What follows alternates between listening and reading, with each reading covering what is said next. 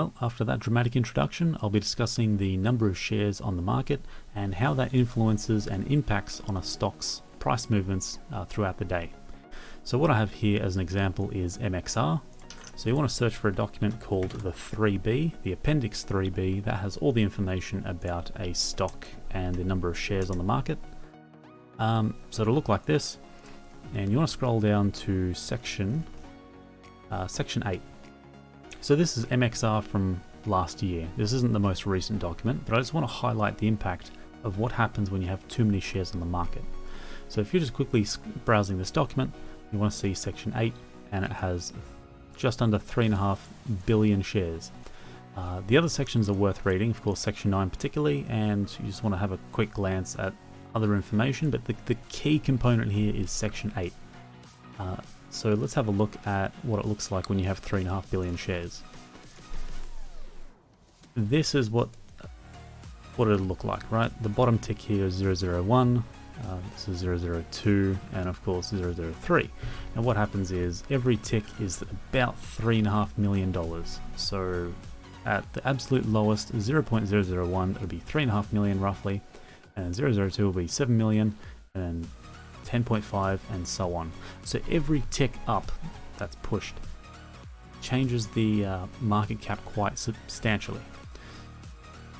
And what happens in this case is when a stock does that, it doesn't trade very well. It becomes quite stagnant. You can see that this is, for years and years, it's just not moving. It's moving up a pip or two here and there, and it's just simply not tradable. So what happens here is that 3.5 billion gets consolidated. Now again, you look for the document that says consolidation/split, and this is the document that you get. It's quite technical looking, but you just scroll down and you can see that it consolidates to 115. So for every 115 shares, it consolidates down to 1. So from 3.5 billion shares, it's now down to 30 million. So it's quite a significant change, and you can see what happens to the stock price when the split happens. It actually starts trading like a normal company, albeit with a lot less volatility, because 30 million is considered quite low for the amount of shares.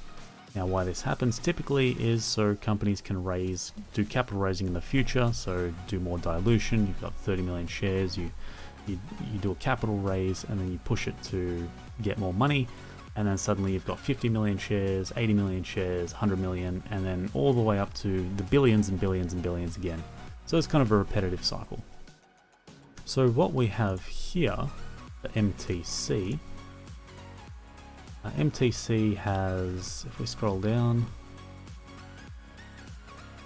it has 102 million shares, and let's have a look at the chart for MTC.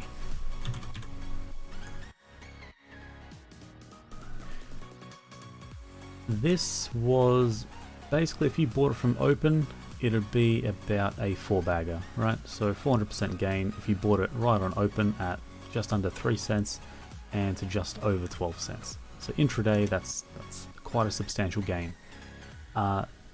This is what can happen when you have a stock that has a low amount of shares. I'd consider anything that's under 150 million to be particularly low, and it can cause these kind of violent price movements because the amount of people selling, there's just less shares, right? So there's less supply on the market, and it can cause quite a big push, especially if there's a lot of interest in the stock.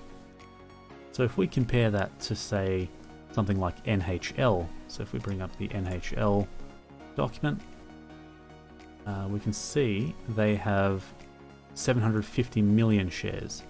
So if we bring up the chart for NHL, we can see that despite having a significant push from open, it's taken several days to hit a multi-bagger. So we've got from 1.5 cents roughly from the bottom here to 10. So take that as about 4 bags as well, and that's taken just over a week. So you can see the big difference between having 100 million shares and having 750 million shares. They both hit that 10 cent range. They both hit, obviously the market cap's going to be quite different, but the point is you can see even intraday how much it moves is significantly different, purely based on the fact that there's just different amount of shares. So what you may want to start consider doing in the future is understanding how many shares a particular stock has, particularly when it's on the low end, when it's sitting at 10 million market cap or lower. If it has 100 to 250 million shares, you could expect big price movements if the news is very positive. You can expect quite mild movements if it's sitting around 500 to 750 million, and anything over $1 billion, while it can move, it just will be slower than anything with less shares, of course.